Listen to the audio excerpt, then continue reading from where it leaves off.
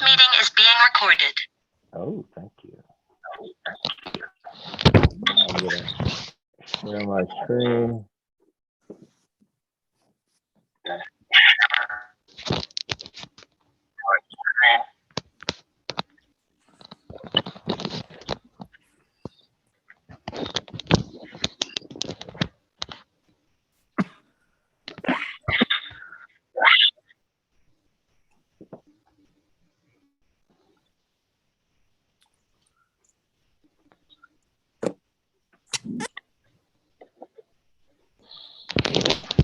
Mark's trying to get in on the meeting. He can't get in, he said. That's surprising.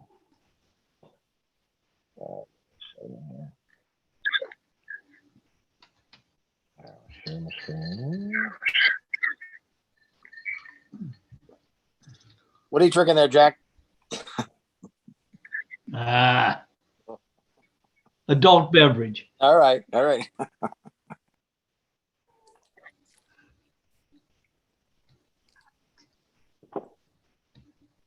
Give me 1 second. I apologize.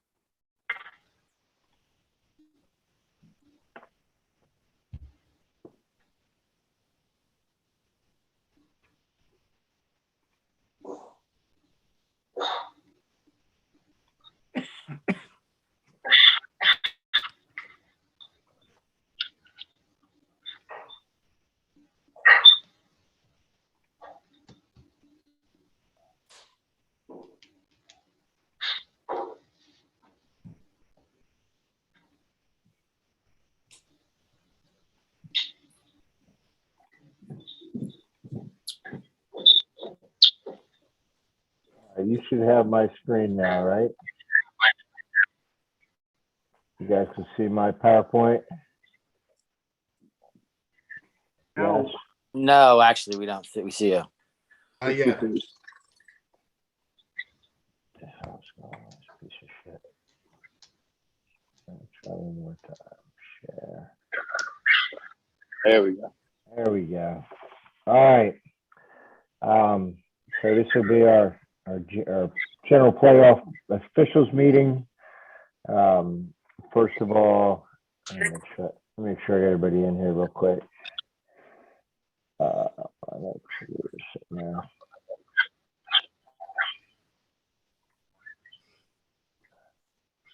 All right. So, first thing whenever we do playoff selections is congratulations. It's always an honor to be selected for the playoffs at whatever level. It shows your dedication, your hard work. This year, particularly flexibility. All these kind of things go into it. Ultimately, a list is generated that is coordinated by our Vice President, Mike Wilbur, and that list is passed ahead to JP, the assigner, who ultimately will make the assignments. So congratulations. You guys are the best representatives of the DLOA we have, so it's very exciting to have you to represent us in the playoffs. Assignment information. Already, I think everybody in here who has a first round game has accepted that. Make sure that you check your blocks. The quarterfinals are Saturday. And if you, for some reason, put a block in a long time ago and are now available, but you don't fix that block, it's a good chance that you would not end up being assigned to that game. And then just for your information, right now the semis are scheduled for next Tuesday, the finals for next Friday and Saturday. The quarterfinal assignments will come out on probably Wednesday evening, Thursday morning at the latest, barring any rain or anything like that could occur. And then the final assignments for the semis and the finals would come out sometime Saturday evening, Sunday morning. Couple things, pregame, pretty much the same as regular season, should be a little easier. Just confirm with the school AD the field location. I think all the schools, at least the first round, are going to play on a regular field. I know Archmere is working. If they do host a quarter or semifinal game, potentially playing in their main stadium. There's some work to be done to get that done. With the AD, it is important to get the name and number of the site coordinator so that you have contact with that person. Playoffs can get particularly heated, and at times you will need help. And there should be a site coordinator. We'll talk about that a little more in a minute. But that site coordinator is not the DIAA representative. So you'll have committee members from the DIAA, and they are not the site coordinators. They're there to oversee the operation of the tournament. Usually you'll have the school athletic director. Otherwise, they should have a site coordinator there. And just confirm any pregame announcements and timing. They're all given a script they have to run. Your job, especially if you're the referee, is just make sure they understand that pregame stuff should be timed to end at the scheduled face-off time for the game, so it can keep the game moving. Make sure you talk to your partner about dress and all that. Want to make sure we're all dressed the same as usual. And, it is the playoffs and you're representing us. So make sure, you have your newest, cleanest uniforms. If you've been wearing the same hat for a couple of years and it looks like a Hershey bar, you might want to pull another one out and get that out. For this one, we want to make sure you're meeting with your partners at least 45 minutes prior. That make sure we don't have any issues with last minute arrivals, traffic problems, that kind of stuff. And it also gives an opportunity for a strong pregame to be led by a referee. Playoffs, it's even more important to make sure everybody's on the same page when we walk on the field, and to make sure that you have a good, strong, consistent game. And then you should be on the field at least 20 minutes prior to the game. As a referee, if you've never been to that field, I recommend you get there even a couple minutes before your crew and just take a quick field walk, understand the colors of the lines, different things about the field, about the facility that you can share with your crew during your pregame. That's always helpful. And then continue pregame. When you get there, you're going to make contact with that site manager or school rep. Just make sure they know you're there. Where can you find them? For this one, you want to get eyes on, and then make sure that you know who they are and where they'll be during the game. So that if you need help with a crowd issue or getting out, that they're there to provide that help. At the coaches conference, just confirm all the pregame activities, do the certification, answer questions, offer help. And then, we've had a couple problems with iBlack, and I'll own a little bit of it. When I do games, I don't always notice the iBlack because I do enough games under a different rule set that has no iBlack restrictions. So I might miss that one, but we have had a couple issues. And what can tend to happen at times is, coach decides to pull that iBlack thing out in the third or fourth quarter of a close game.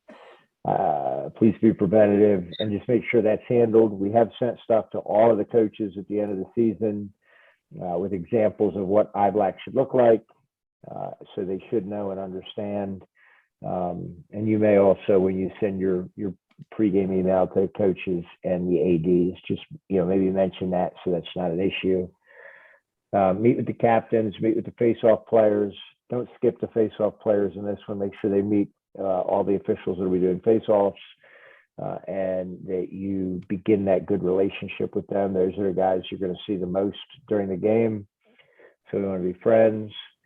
The timer in the crew, at that point, we'll be working with the scoreboard operators and scorekeepers, and I'm going to go over that in a minute because it's a little bit of a new and different position. And then with any remaining time, be available for stick checks. And I haven't seen a ton of players asking for stick checks this year, but we want to be available and always make sure that you qualify that their stick is legal right now. Don't tell them it's legal or it's good or whatever, because they'll assume that they won't have a problem if there is a random stick check. The referee will determine when you'll do random stick checks during the game and that sort of stuff. Post game, just make sure you have an exit strategy. Whatever field you're on, what's your quickest, safest way to get off. Watch the initial cross. Okay, so we've had a couple issues with this year, and I know Donna at the DIAA is very concerned about that initial cross, to the point we've had to talk her out of making changes to the way that, we normally do a game, talk her out of that. But if you notice during the coin toss that you're going to have a significant cross at the end of the game, talk about that as a crew. You watch that cross. Once they're out of each other's ways, get off the field. Don't stick around and watch anything else. You shouldn't have to go back to the table and get anything. Get off the field together, and then immediately get JP to score, complete our standard game report. Let JP or I know if there are any major issues, problems, anything like that, and then get to your crew gathering spot and reminisce and enjoy your remainder of your assignment. Couple of reminders, face-offs. In reviewing some film, we did notice a lot of officials still adjusting sticks manually by touching them, moving heads around, things like that. That is not the mechanic. We shouldn't be doing it. We shouldn't be doing it in the playoffs. If you can't correct players verbally, either if it's bad enough with both of them, stand them up, remind them again what you expect, and set them back down. Or if you can't correct one person verbally, there's a significant disadvantage, just take the ball away. Other than that, if they're both a little off, my philosophy is just let them both go if there's no advantage or disadvantage. But some people are more picky, but do not touch their sticks. And if you are getting regular or consistent violations at the beginning of the game, take care of those quickly so they don't continue to occur. Make sure we're communicating well and signaling. Make sure everybody on the field in the stands understands what we're doing and what's going on, particularly the other members of our crew. Look for crew consistency. So this is where if one member of your crew calls, a marginal 50-50 push early in the game, you guys are kind of stuck with that, or you got to discuss how you're going to get out of that as the game moves on. My thing at this point of the season and in playoffs is stay away from the 50-50 stuff. Don't be that good. Let these guys settle it on the field. If you have something with a clear disadvantage to one team, or it creates a clear advantage for one team, then you can go ahead and make that call. But this is now the playoffs.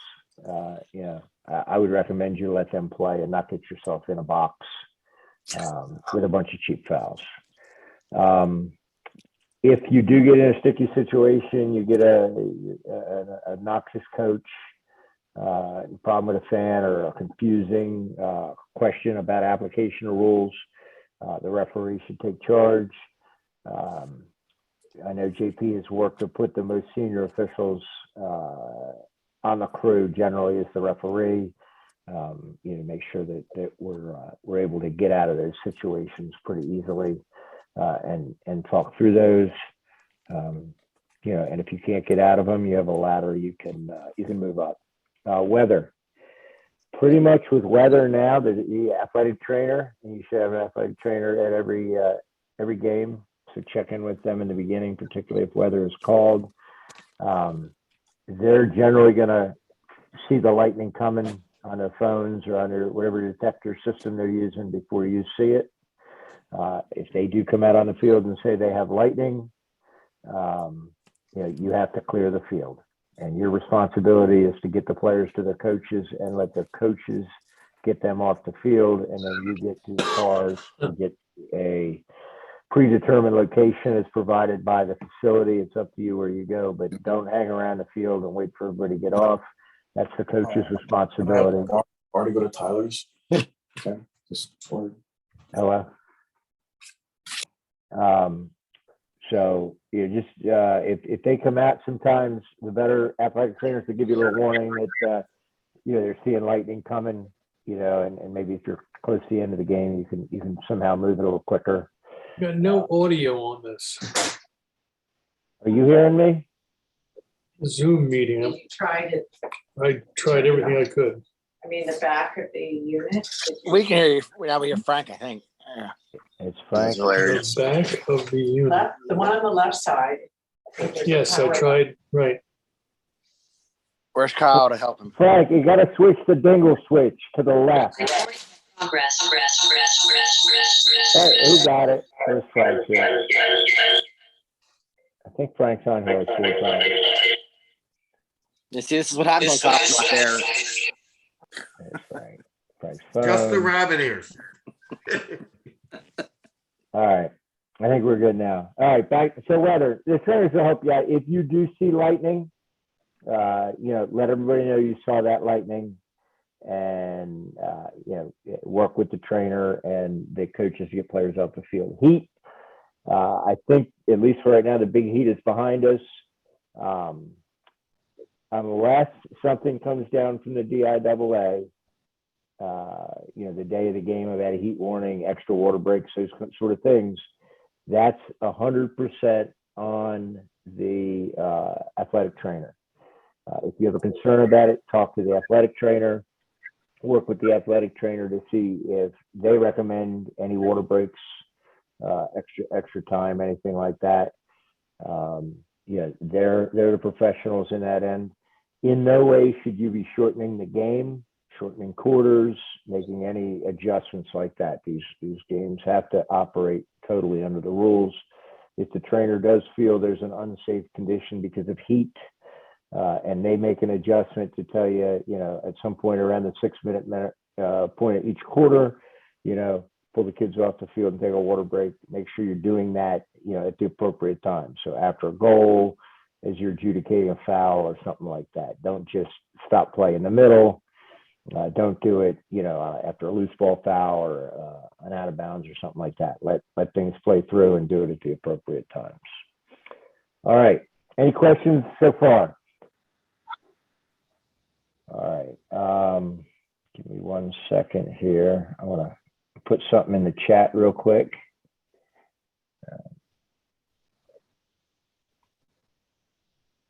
I get this out of there. All right.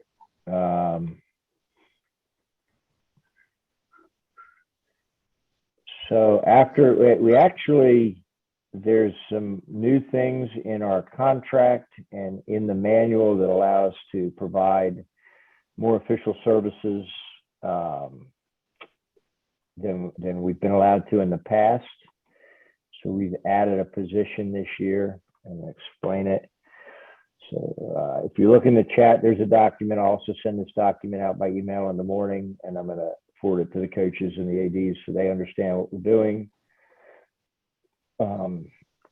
So basically, we have a new position of a timer. They're responsible for overseeing the game timing. Now, I'll go through this, and then I'm going to go through the sheet I shared with you. Primarily, they're to help be responsible for keeping the penalty times and releasing penalties. And they do serve as the alternate official in the very unusual case that one of the 3 field officials cannot continue their duties. We're going to pray that doesn't happen. I think we should be good. Just to be clear, this is not the old CBO position. So if you're assigned the timer, don't go through the scorebook and read the CBO position. This is not the chief box official. After talking to the DIAA and the committee and among ourselves, we're not going to use the CBO in this tournament. It becomes too confusing. In the past, we've had a few issues, so we're not going to use that. But we will use this position of a timer. Okay, they have timing and penalty responsibilities only, and I'll go specifically over that in a minute. They're not there to call any penalties or fouls of any nature. No offsides, no too many men on the field, no behavioral sportsman fouls, anything like that. They're there to help make sure the timing goes smoothly and dealing with penalties. They can keep the substitution box clear, and they can help with communication with the coaches. Maybe explain what they saw, or at least tell coaches when they're losing their mind over something that at a break you'll go talk to the referee and see what they have to say. But that's about it. That person does receive the same fee, except by the contract they don't receive the travel fee. So let me real quick go back and pull the document, and I'll just share more particulars. You guys, as referees, hopefully you kind of review this yourself so you understand what that position should be, and then review that with your crew and your referee. So basically, at the beginning of the game, you're finding who the scoreboard operator is. I mean, these schools all should have scoreboard operators. Most of them should be pretty good. Just make sure they understand proper clock operation for men's lacrosse. And then just confirm that the clock operates properly, noting any issues or anything like that. One thing I have noticed with newer scoreboard clocks, so ones particularly that use Wi-Fi, they're not hardwired, they use Wi-Fi, they do tend to have a little bit of a delay starting up and a little bit of an overage when they try to stop them. So for example, you'll start play and you'll look up at the clock and you probably sometimes count to 2, 3, 4 before the clock starts. As a clock operator, kind of know if that's the case, and the same thing happens. So you'll have a shot out of bounds, you hear the whistle blow, and it might be a 2, 3, 4 second count before the clock starts. You go with that. That's not a clock problem. They can't help that. But if the clock operator forgets to start it or forgets to stop it, that's when you need to kind of look at it and help the crew make decisions as to if we need to add time or take away time from the clock. Okay. You want to make sure the horn works on the scoreboard. If not, make sure that they have some sort of a portable horn that's in good working order. If you do have any question about the people operating the clock and the horn, particularly the horn, it might be good to keep the horn with you and blow that at the end of each quarter. You're also going to meet with the scorekeepers, explain to them, because often they're going to be the regular team managers who have been doing the penalties. They do everything they always did, particularly keep track of the penalties. They're just not doing the timing and the releasing. Our timer will do that. Just confirm with them that they're properly recording penalties in the book, particularly the personal fouls and the amount of time, and the time the fouls go in to help you out. There should be a scorebook provided by the committee. If not, designate one book as the official book, and that's the one that you will use. During the game, the timer's location is to stay in the substitution area. So you're not up in the press box with the clock operator, scoreboard operator, or anything like that. You're not on the field. You'll be in the substitution area. As far as game clock operation, just whenever the clock stops, whenever it starts, visually make sure that it's consistently doing it correctly. and that there's no problems with the clock running too long or too short, per what I just explained about the Wi-Fi. And then if there is an issue where a clock doesn't start or it doesn't stop, make a note of how much time that was. And if it's a big enough issue, you work with the referee and we get that time fixed.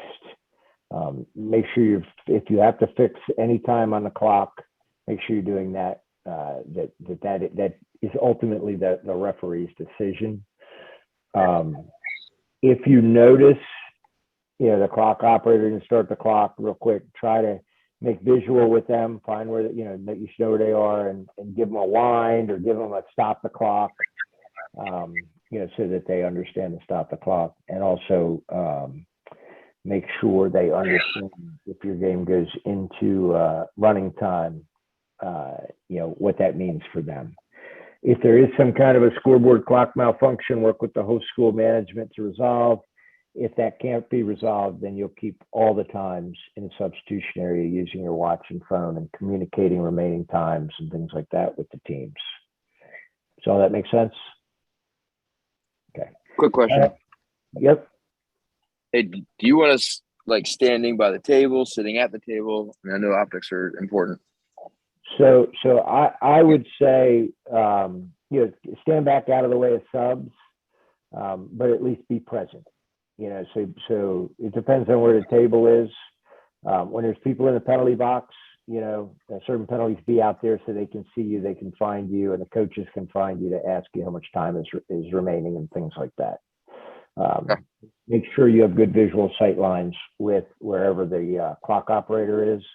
A lot of these places now, that clock is right down at the scores table, so it's very easy. But other places, it's like you go to CR, Cape, Abyssinia, they're on the opposite side of the field. So just make sure that person knows where you are, who you are, and they're make good eye contact with you. When it comes to penalty timing, make sure you're relaying the penalties and the times to the scorekeeper so they're properly recorded. You should probably have a card or something just so you write release times and numbers, particularly if you get a couple of people in the box. And then make sure the players, the coaches know what time you're going to release the penalties, because you should be using the scoreboard clock to do the penalty time. If you do have an issue, inform the referee at the next dead ball that somebody left early, or if there was if you had a misunderstanding, you release somebody early, we can fix that appropriately and penalize if we need to. And then also make sure you're identifying with the scorekeeper those players that are pushing that 5-minute personal time envelope. And then also, just while you're there, kind of the next point, be a presence. When you get those hanger honors who don't want to leave the box, push them into their coach's area, and just make sure they understand they can't get in that box until substitution is imminent. And also keep coaches out of the box. Just kind of very politely push them back and show them their cone. Hopefully this helps with a lot of issues having you all there.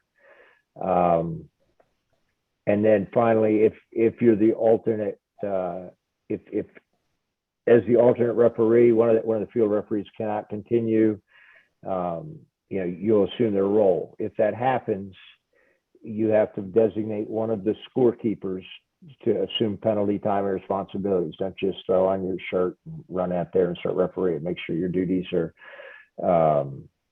handled, and then also continue, making sure the game clock operates. But your two partners at that point should know they also have to help you with that. Non-responsibilities, again, this is not the CBO position. You're not authorized to grant timeouts called penalties. This should be reviewed with the coaches pregame, so there's no misunderstanding, and then you can answer questions. As far as the uniform, you should come dressed with everything on but your stripes. And then while you're serving as the timer, you should have a scorecard and a pen to help you out.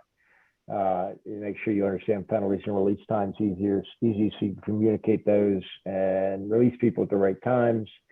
And then have your watch, a phone, or a stopwatch to serve as a backup timing device in case we have some kind of clock malfunction. You should not have you don't need your flags, you don't need your whistle, you don't need your timer or any of that during that time.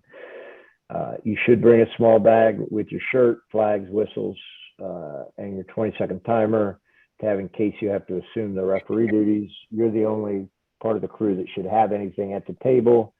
And of course, as the game gets close to the end, you're going to grab that and walk off the field with the others. Are there any questions about that?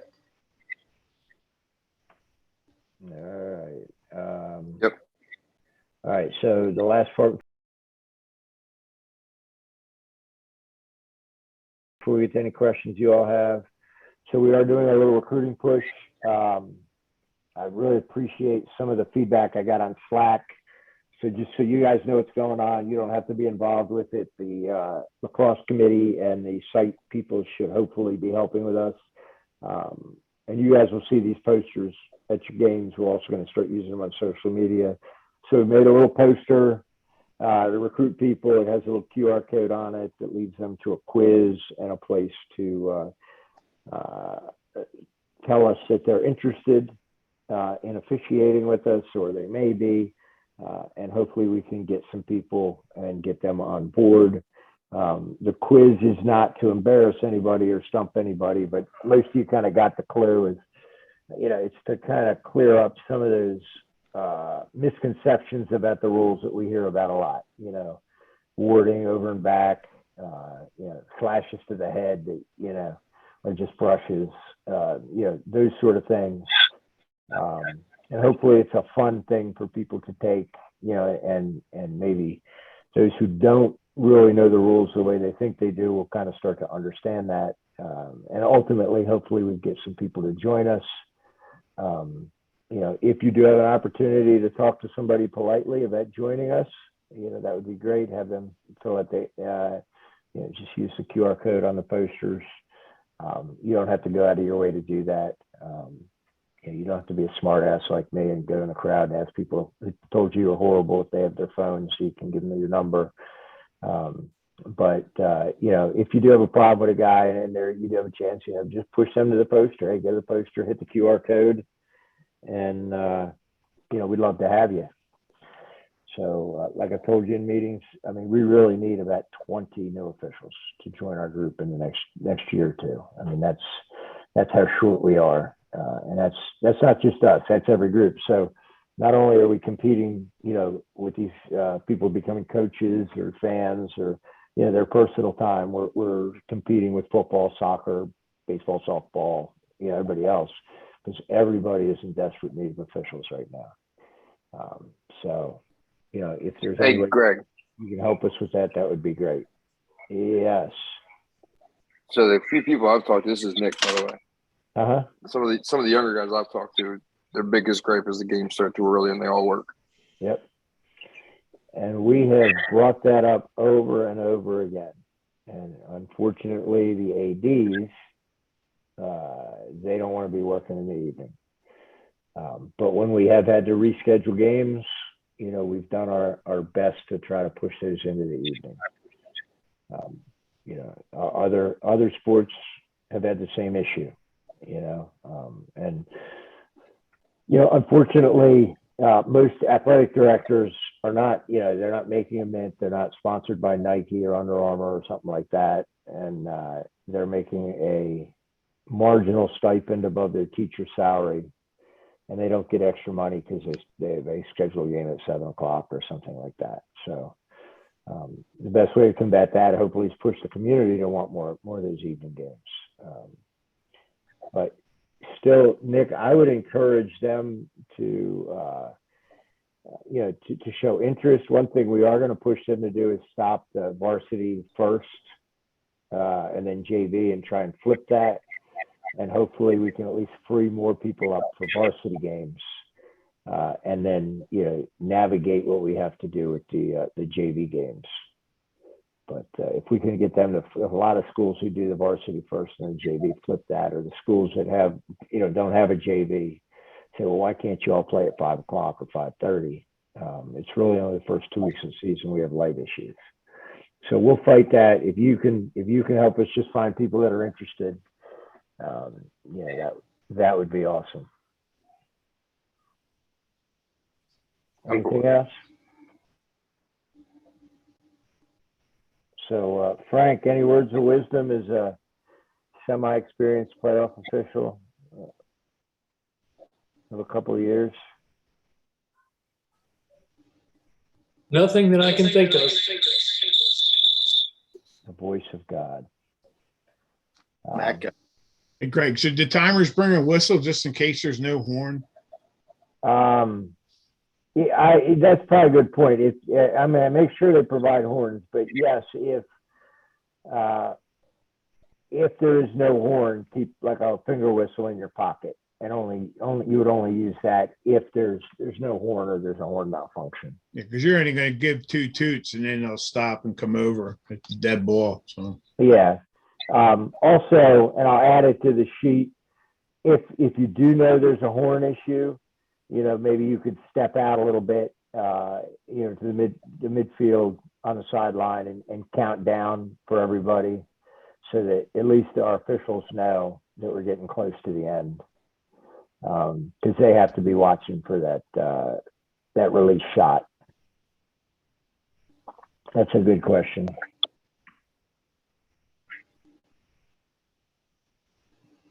Anything else? No, sir. All right. No, sir. I hope I've been clear. I hope you guys have fun. You guys, like I said, you're all here, because you've done a great job this year. You have you've represented the DLA well. You've shown that you're a professional in officiating games. And our coaches appreciate that. Our players appreciate that. Our fans appreciate that. You guys deserve to be here. So whatever you've been doing to get here, keep doing, and have fun, enjoy the game, and enjoy, high school sports from the closest seat in the house. Anything else?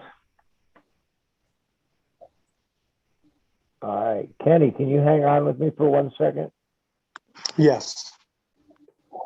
The rest of you guys, I'll see you later. Thank you. See you, Greg. See you guys. good luck, everybody.